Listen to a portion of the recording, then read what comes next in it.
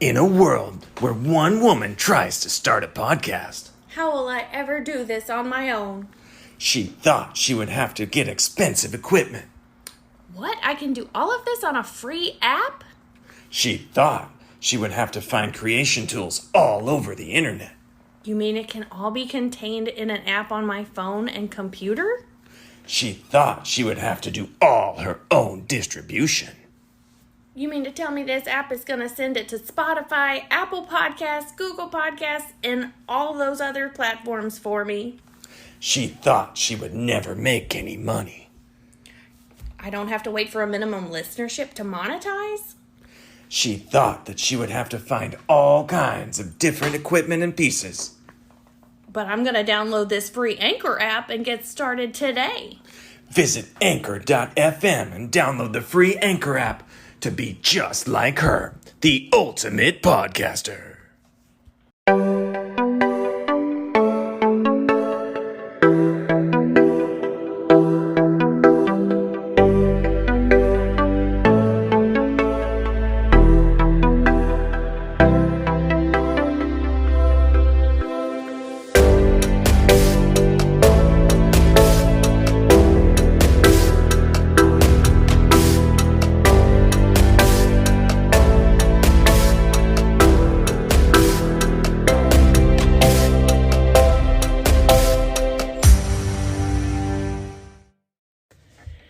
Hello and welcome to the Lou Review. I'm your host, Rosa, and my special guest today is Travis Hill.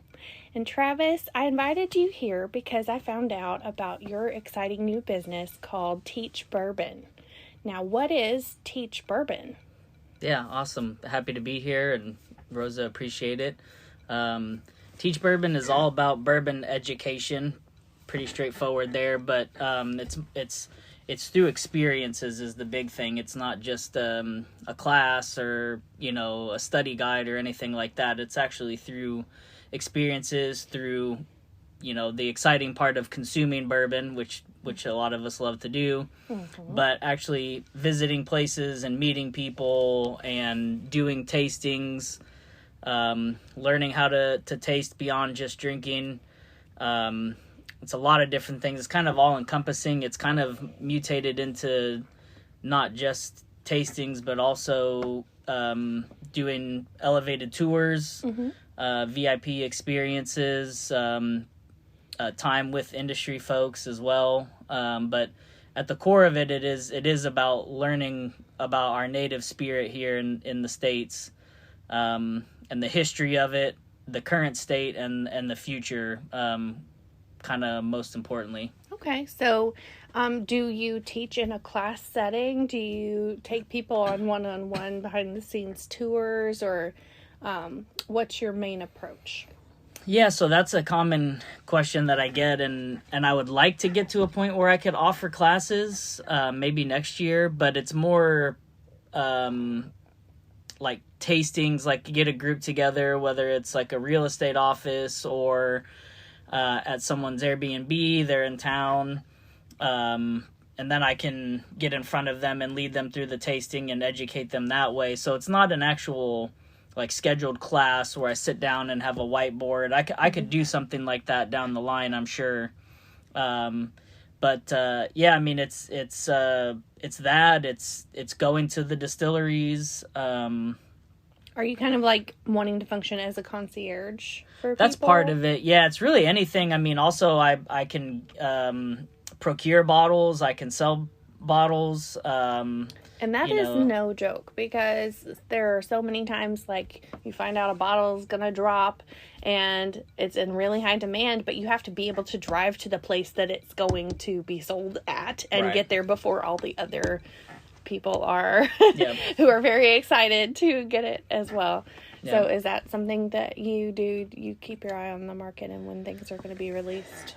Yeah, I don't get involved in the chase anymore. I'm aware of it, but I don't get involved. I don't go to liquor stores very often. I'm kind of fat and happy because I've been doing it for a decade and I've got more bourbon than I know what to do with. But I do pay attention to it. It's part of it. Part of being a bourbon expert or whatever you want to call it is being aware of what's going on. So, I mean, I'm aware of the new releases, but I can get them for anybody. I'm just not going to go wait in line anywhere. Okay. Just don't do that. So are you talking about procuring older bottles then that have been out for a while? Or? Anything. Okay. Old, new, whatever it is, it's just not going to be at retail more than likely, because if anything good is not going to be sitting on the shelf to begin with. But yeah, it's procurement. Kind of like they scalp the tickets at concerts, right? And then the only tickets you can get are sky-high prices, but there they are.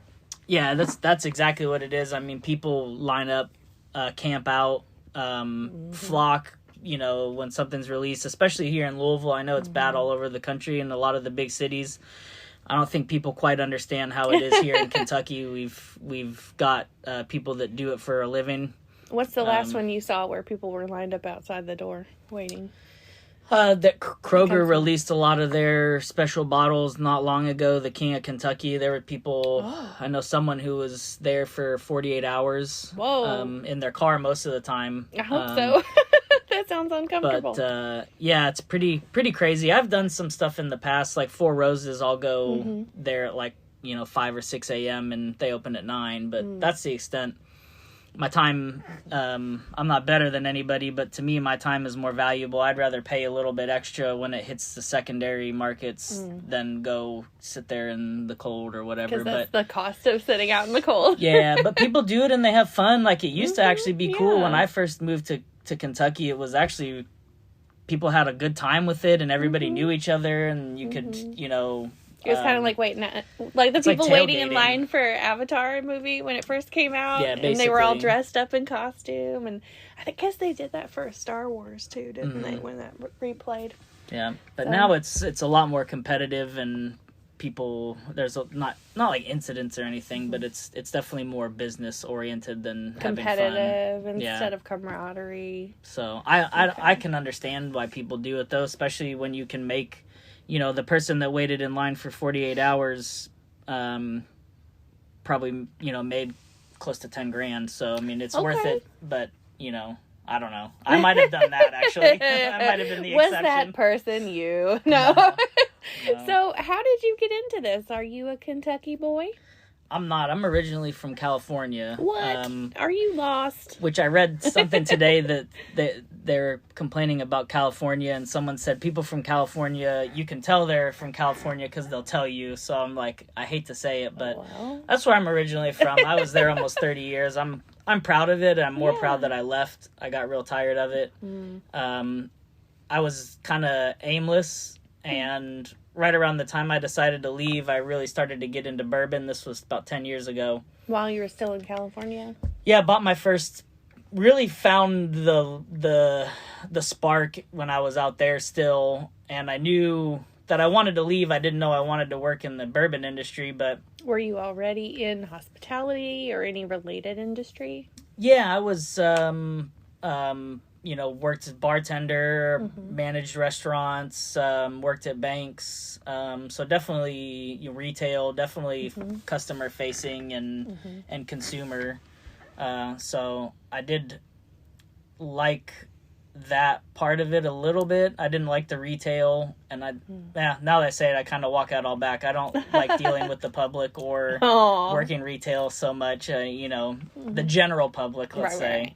Because you're also offering a service to people, but maybe not waiting at a desk for people to walk up to, right? On my turf, yes. But, that was part of, I'll cover that later, but I left and moved to my mom's in Georgia. I knew I wanted to be in a big city, whether it was Atlanta or Charlotte or Austin.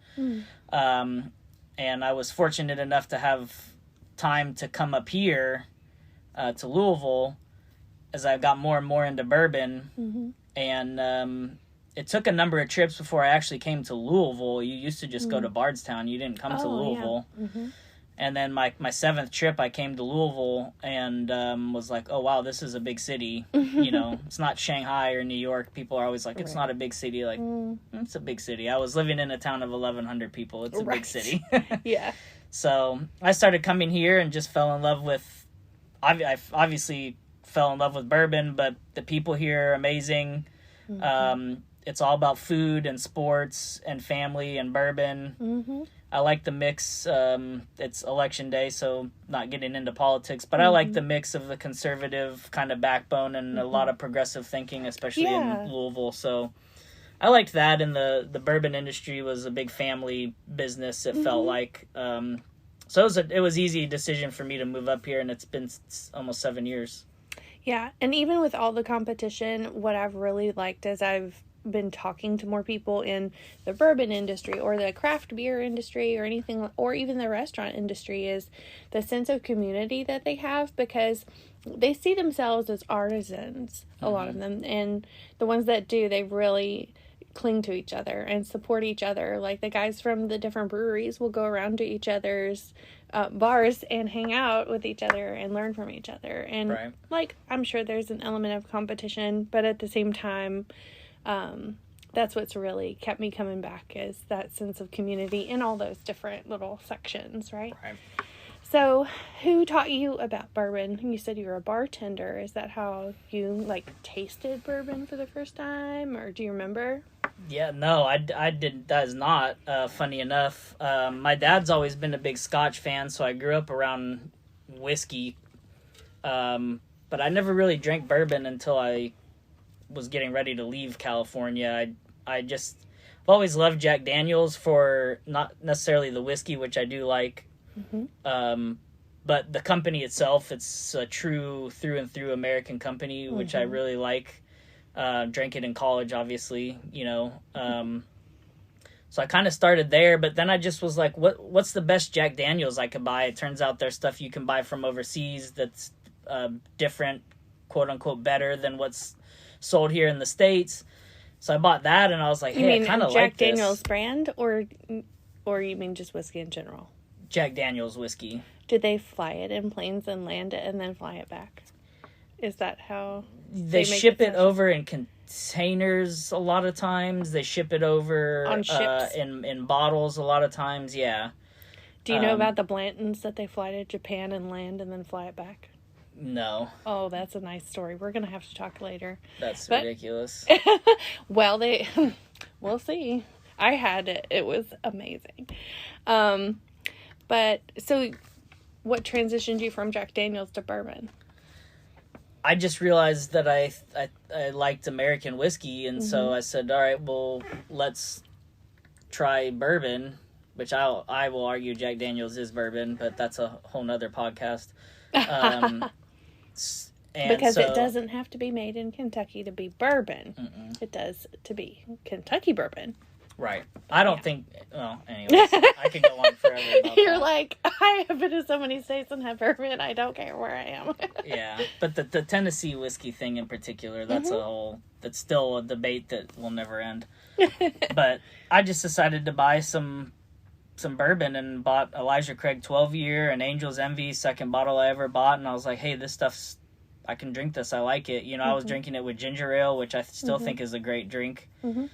And then just started trying stuff, and you know, it was 2012, and the world was crazy, and I was just out of college a few years and working at a restaurant, so we just were kind of partying, and it's just like buying bourbon and having fun. And then I started to kind of refine my palate a little bit more and more, and then as I started coming up here, fast forward, it was the first time in my life that I found something that I was passionate about that I wanted to do for a living. Because I don't necessarily like to work, and so I got to find something that I enjoy doing. You know, it's easy to say, but to do it is difficult. I had to move across the country. You got to work hard to play hard, don't you? Yep. So I've been very fortunate since I moved here to fall in with the right crowd, and been spending a lot of time at the distilleries. I got into bourbon before it got too crazy, back when you could just go to the distilleries, and they were kind of surprised that you cared. Like, what are you doing here? So I've been just very fortunate. My big break, honestly, was working at Justin's House of Bourbon, downtown Louisville. I opened that store a few years ago with the Justins, and I met a lot of people in the industry there. and I've met a lot of people myself before that and after, but that was where I really got in the industry. Now, because at that bar, they only serve bourbon as their only spirit, is that right? Yeah, basically. So it's very specialized and focused, and was that helpful in refining your palate a lot? By the time I got there, I knew what I was doing. Okay. And people ask... How did you learn then? Did you teach yourself? That's exactly it. People ask how you know so much or how you've tried so much. It literally just comes from drinking too much. Like, I've spent the last... For too long. Yeah, I've spent the last decade drinking way too much, which is something I'm changing. But well, you did good. You came in here sober. I offered you water. You already had water. You're prepared to drink water. Yep. I've been drinking a lot more red wine lately, if I'm honest. But that's kind of the fun thing. We drink a lot of Armagnac, rum, scotch. Like, guys I know that are really into bourbon, we drink everything. We just like good things. We live a very, not luxurious lifestyle, but we like to spend our money on good quality things, good steaks, stuff like that. It's just kind of the way that a lot of the connoisseurs are. You like fine things, so... But no, it just comes from just drinking a lot of things. I've tried thousands of whiskeys, and not just bourbon, but doing a lot of research, reading books, listening to podcasts. I mean, going to the distilleries. I've been fortunate to talk with some of the legends on multiple occasions, so I learned things that you're not going to learn anywhere else than talking to the people that actually made it. Yeah.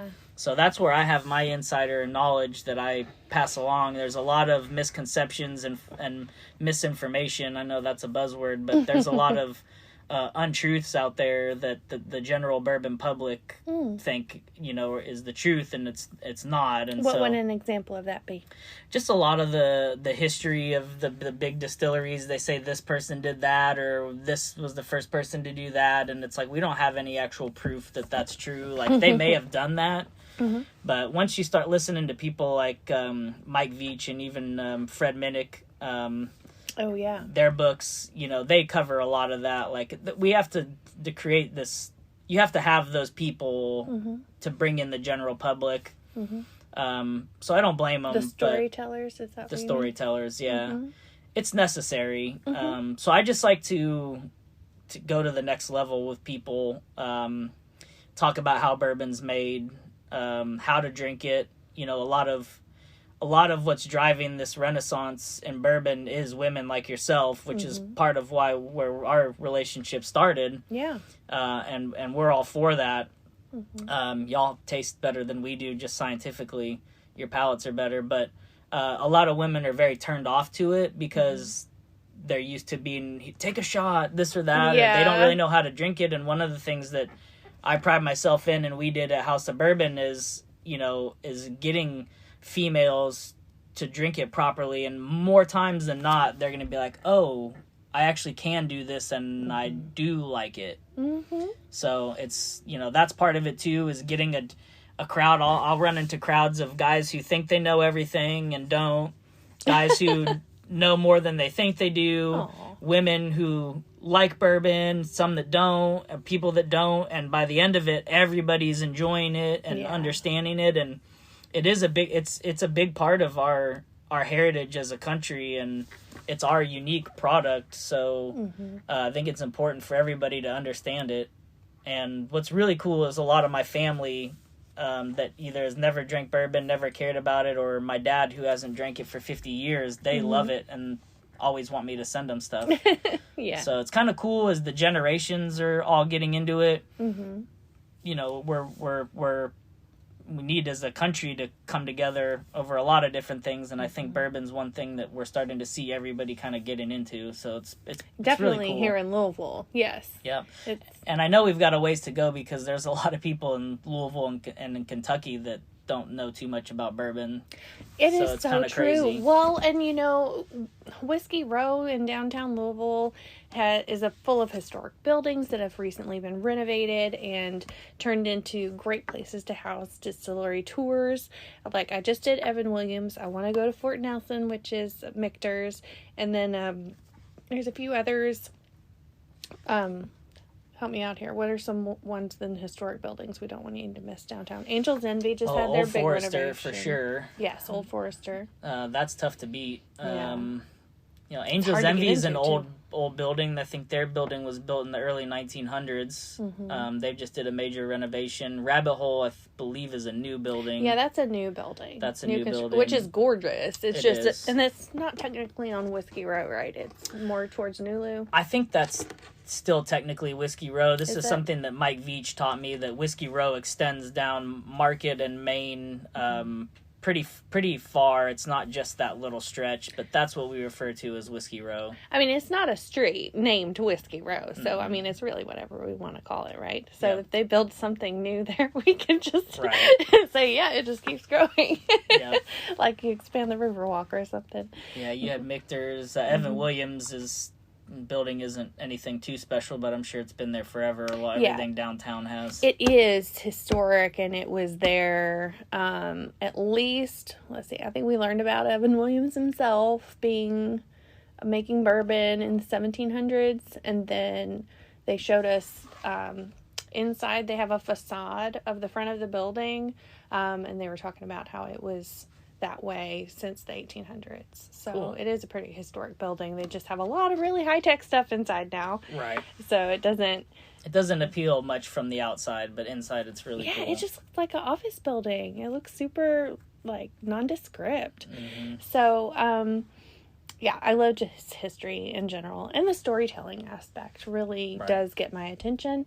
But, I was resistant and hesitant with bourbon because I probably had too much at once the first time, right? And like in the first taste, I was like, ouch.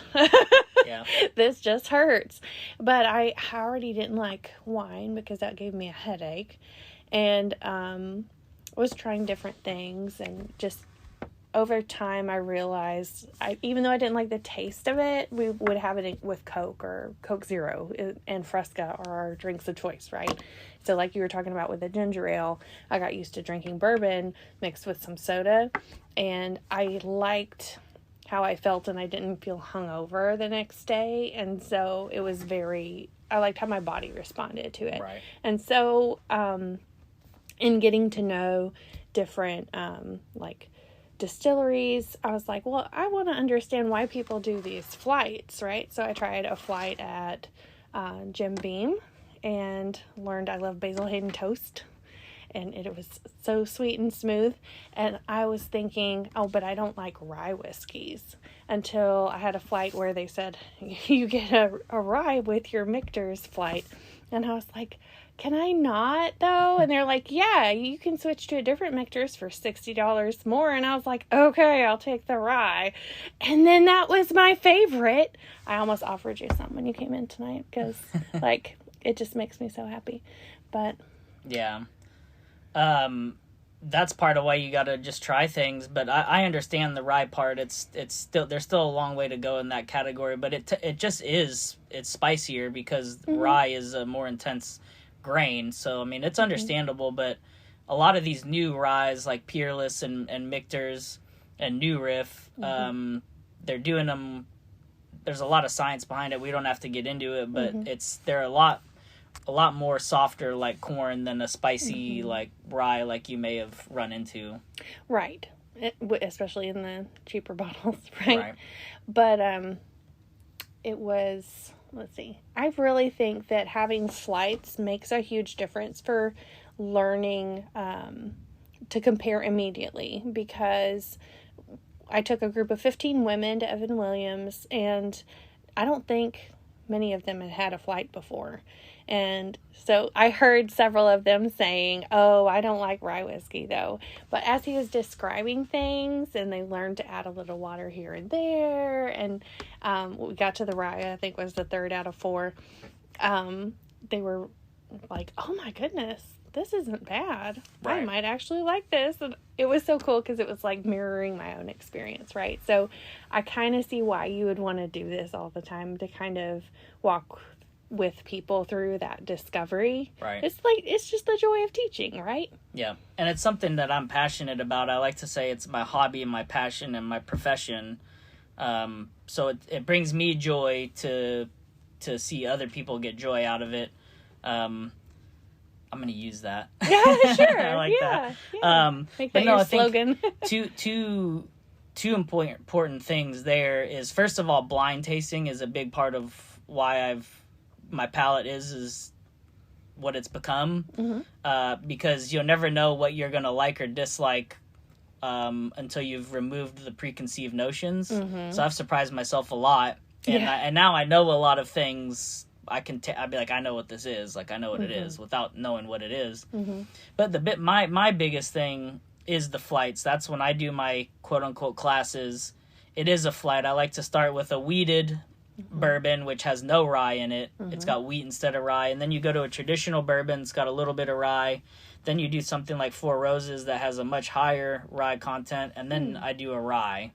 So you can see and people understand the mash bills. And then you start talking about the barrels and the entry proofs and all that stuff. And you can kind of get into the history. So that's what I do when I do my tastings or my classes, which is the part of working at House of Bourbon that I loved the most. And I was like, well, why can't I just do this myself? And then it kind of became working for smaller brands as a freelance brand ambassador. And then it was someone had me set up tours, and I was like, oh, that's cool. I can do that. So it's a lot of different things, but yeah. There's some versatility there. Yeah. Anything bourbon related that I can make a little money is the goal. What is your vision for your business, Teach Bourbon? Yeah, it's a tough one that I wrestle with every day because I have a good job, and the Teach Bourbon can't get in the way of that.